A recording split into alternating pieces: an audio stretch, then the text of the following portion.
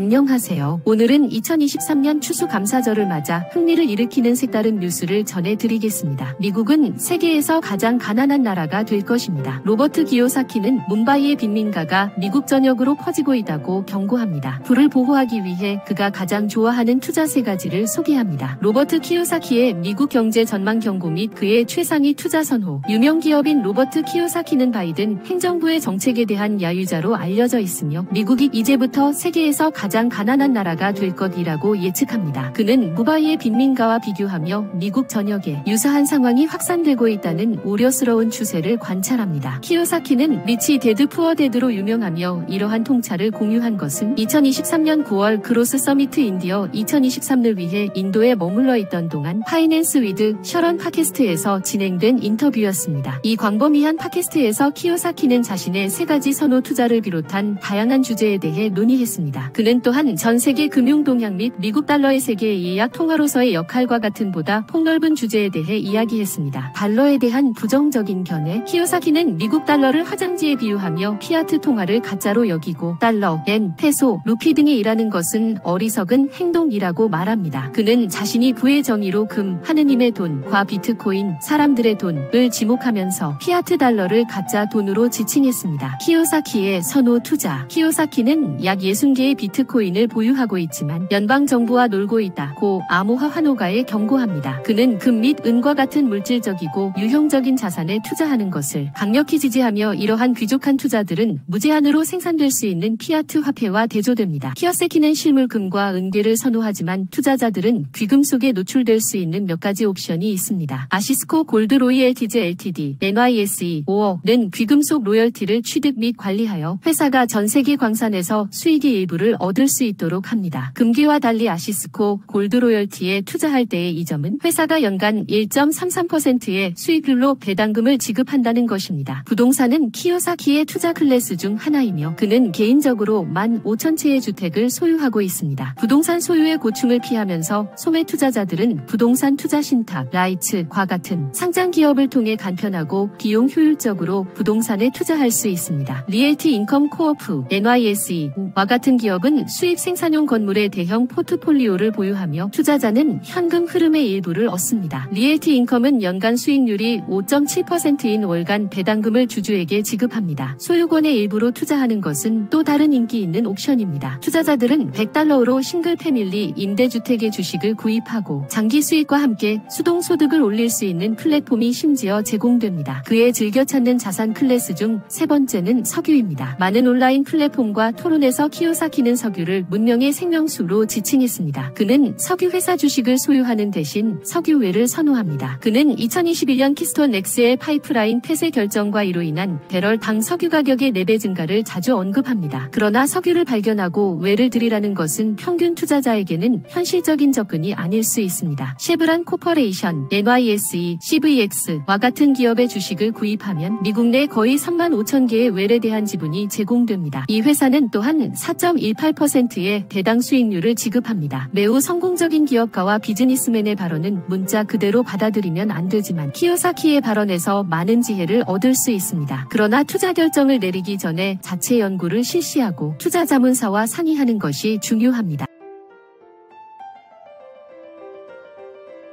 있는 뉴스를 말씀드리겠습니다. 노스캐롤라이나 멀로시 시장 동전 던지기로 결정. 노스캐롤라이나 멀로시 시장 선거 득표 동점으로 동전 던지기로 결정. 무작위로 승자 결정하는 주법 적용. 노스캐롤라이나의 한 소도시에서 발생한 시장 선거에서 후보 2명이 동일한 득표수를 획득하여 동전을 던져 승자를 결정하는 일이 벌어졌습니다. 21일 워싱턴 포스트 WP에 따르면 지난 17일 노스캐롤라이나주 멀로시에서 열린 시장 선거에서 로버트 번스와 밥 야나체크 후보가 970표로 동일한 득표수를 기록했습니다. 해당 지역에서는 후보들의 득표수가 같은 경우 투표자가 5,000명 미만이면 무작위로 승자를 결정하는 주법이 있어 동전을 던지기로 결정했습니다. 이번 선거에는 멀로시의 인구 35,000여 명 중 3,551명이 투표에 참여했습니다. 번스 후보는 야나체크 후보에게 동전의 면을 선택할 권리를 넘겼고 야나체크 후보는 앞면을 선택했습니다. 그러나 선관위원이 던진 1달러짜리 동전은 뒷면을 위로 향해 바닥에 떨어졌고 이로써 번스 후보가 새로운 시장으로 선출되었습니다. 번스 시장은 가장 오래 걸린 동전 던지기로 느껴져다고 말했으며 야나체크는 우리는 선거를 진 게 아니라 동전 던지기를 져다고 표현했습니다. 다음 뉴스를 전해드리겠습니다. 소셜미디어 SNS 중독 어린이들의 건강과 생명을 위협하다. 빅테크 기업의 수백 명 소송. 전 세계적으로 수백 명이 소셜미디어 SNS를 운영하는 빅테크 기업들을 상대로 소송을 제기하고 있는 가운데 이들이 SNS 중독에 빠지게 된 과정이 영국 BBC를 통해 보도되다. 보도에 따르면 미국 중서부 콜로라도에 거주하는 테일러 리틀 22일은 11살에 처음 SNS를 접했다. 당시 그는 첫 SNS 알림을 받았는데 그 알림이 자해와 관련된 내용이었다. 그는 아무것도 검색하지 않은 상황에서 아무런 경고 없이 그런 모습을 볼 수 있었다. 지금도 이런 페이지는 여전히 볼 수 있게 되어 있다고 말했다. 이후 SNS 사용 빈도가 점차 늘어난 그는 12세부터 중독 증상에 시달려다. 시대 시절 내내 휴대전화를 손에서 떼지 못하고 단순한 중독을 넘어 사용에 대한 갈망에 이르렀다고 회상했다. 특히 SNS 속 여성들의 비현실적인 몸매에 대한 강박으로 섭식장애를 겪기도 했다. 그는 다시 태어나는 것 외에는 가질 방법이 없는 몸 사진이 끊임없이 쏟아져고 그걸 벗어날 방법은 없었다고 말했다. 결국 그는 수년간의 우울증과 여러 차례의 자살 시도 이후에야 SNS를 끊을 수 있었다. 리틀은 SNS 중독으로 인해 자신의 삶이 얼마나 파괴되었는지 생생하게 증언했다. 그는 SNS는 내 삶을 망쳐다. 나는 죽고 싶어다고 말했다. 리틀은 2017년 스스로 목숨을 끊은 몰리 러셀의 이야기도 언급했다. 러셀은 14살 때 자해 인증 사진과 자살을 미화하는 게시물들에 지속적으로 노출된 후 극단적인 선택을 했다. 러셀의 부모는 인스타그램이 내 딸이 목숨을 잃는 데 도움을 줬다는 사실에 의심의 여지가 없고 말했다. 리틀은 빅테크 기업들은 우리가 죽어간다는 것을 알고 있지만 그 죽음으로 돈벌이를 한다고 비판했다. 이에 대해 빅테크 기업들은 아이들이 유해 게시물에 노출되는 것은 사실이 아니라고 반박했다. 구글은 이런 불만은 사실이 아니다. 아이들을 보호하는 것이 우리의 핵심 가치라고 밝혔다. 스냅챗도 완벽함에 대한 강박을 없애기 위해 존재한다. 유해 정보는 마고 있다고 했다. 메타는 시대에게 안전하고 도움이 되는 경험을 할 수 있도록 하고 있다고 밝혔다. 틱톡은 논평을 거부했다. 결론으로 SNS 중독은 어린이들의 건강과 생명을 위협하는 심각한 문제이다. 빅테크 기업들은 어린이들이 유해 게시물에 노출되지 않도록 보다 적극적인 조치를 취해야 한다. 또한 정부와 사회 가게에서도 SNS 중독 예방과 치료를 위한 노력을 기울여야 할 것이다. 위 정보가 조금이나마 유익하셨기를 바랍니다. 감사합니다.